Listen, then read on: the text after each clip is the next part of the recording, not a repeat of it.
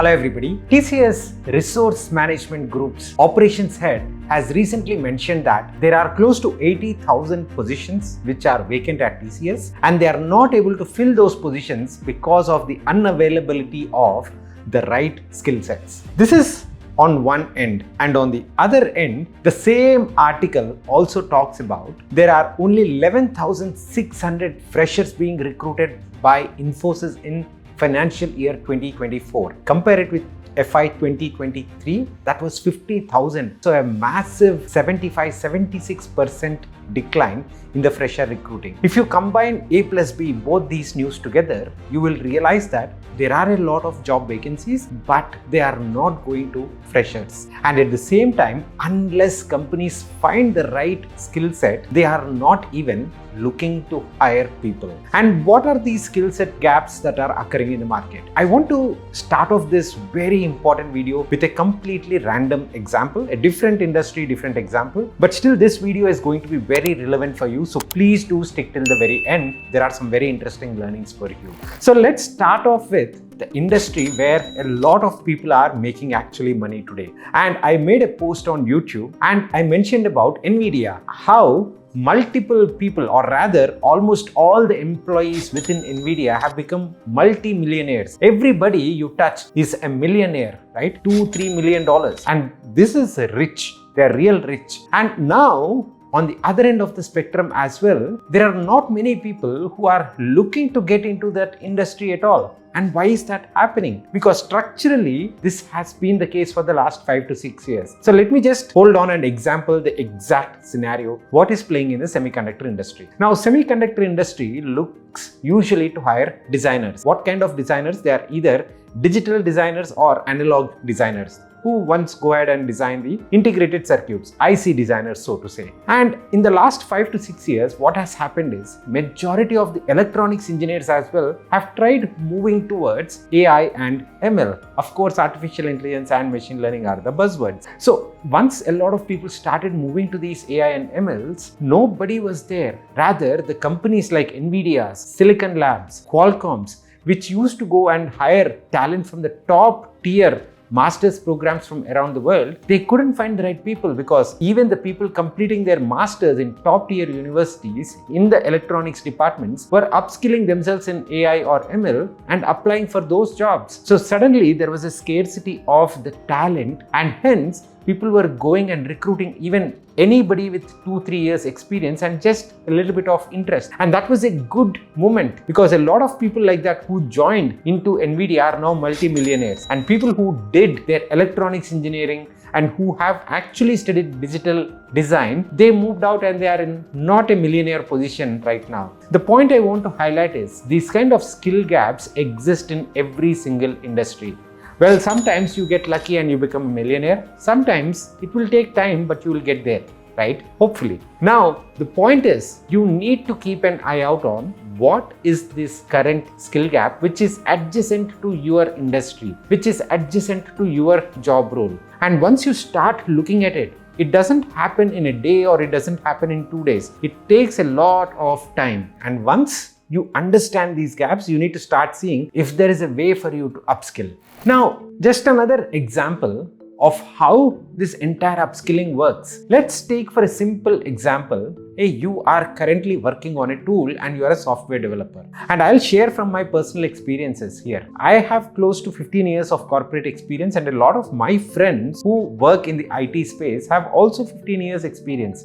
Now, they are transitioning from the software developer roles to architect level roles. Whether they did that kind of work previously versus not doesn't really matter. But as they transition, the skill sets that are being required from these roles is very different than what they already know. People are not looking for whether you can code or not. People are looking for, hey, can you design stuff versus not? You need to understand what are the skills, not only which are missing, where there is a gap in the market that you can upskill, but also you need to have a look at what are the skills that people are expecting from the next role which you are targeting. And by the way, let me tell you honestly and brutally, like the facts, that if you believe that, hey, you are more of a people manager and you are not of a technical guy, it's going to become very, very, very tricky. There are not too many roles in people management, and a lot of people who were doing the people management role are getting the pink slips. That is, they are being let go. So if you are somebody who is looking forward to grow in the IT industry or in the technology space, you need to pick your niche and you need to work in that niche. And slowly, some or the other day, you will get into the position where people don't care about your code writing experience or skill, rather they care about your skill around architecture and design. Now you might ask me, hey Pavan, I don't have that experience. How do I even gain it? Well, friend, there is always a tool called as ChatGPT. You just need to go ahead and enter the prompt, which is literally your scenario. For example, you can say, hey, I'm a software developer, but I'm going to attend architect level interviews within React or within one of the tools that you are working on.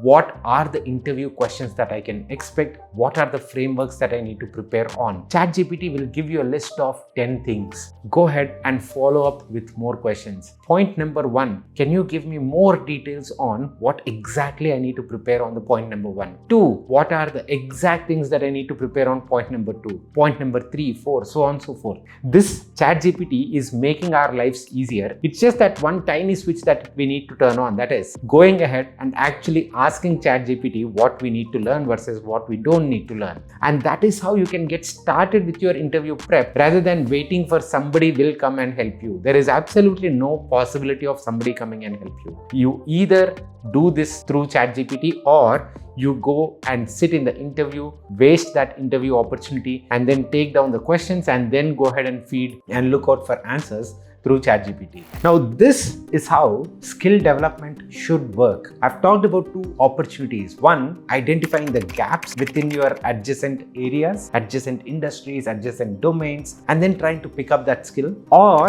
where you are to the next level. Both these things will work fine. And one more point I actually want to touch upon in this video, which is really important, and I was sort of reading, not necessarily aligned with the skill development space. And again, this is something which is on top of our minds for a lot of us, right? And that is, can we really complete our job by sitting somewhere remotely, or do we need to go and do these entire things from office, whether it is skill development or whether it is actually doing our work? My answer has been, hey, we can establish good ground rules and get the work done from home itself. I work from home for a very long time and this has worked great for me. And if not home, then probably tier 2, tier 3 city, at least we live a pollution-free life. And this is where Infosys has come up with some fantastic initiatives to push people into their Hubballi office. And that is a great news. In fact, the incentives are really good. For example, any fresher who is interested to move to Hubballi office, they will be getting close to 1.25 lakh rupees as incentives. And as you increase your experience level within Infosys, the incentives increase and it goes up to 8 lakh rupees over the next 2 years. This is as important as remote work in my opinion, because you are anyways lowering your cost, you are working from a tier 2 city, a lot of benefits, and once a lot more people keep going there, the entire infrastructure of that city will also improve. Just think about it, right? Living in a tier 2 city, working for a tier 1 company and making equal amount of money, that gives you a lot of financial independence as well. But there is a small challenge here. I come from a tier 2 city called as Warangal in near Hyderabad, and there was a company called as Wipro also which set up their office in Warangal a few years back. But unfortunately that didn't work out and they had to shut their office and they had to move it back to Hyderabad. I hope Infosys does not face the same situation and these incentives will push the people to go there, and in the long run, it will be beneficial. Thank you so much guys, and I'll see you again in the next one. Bye bye.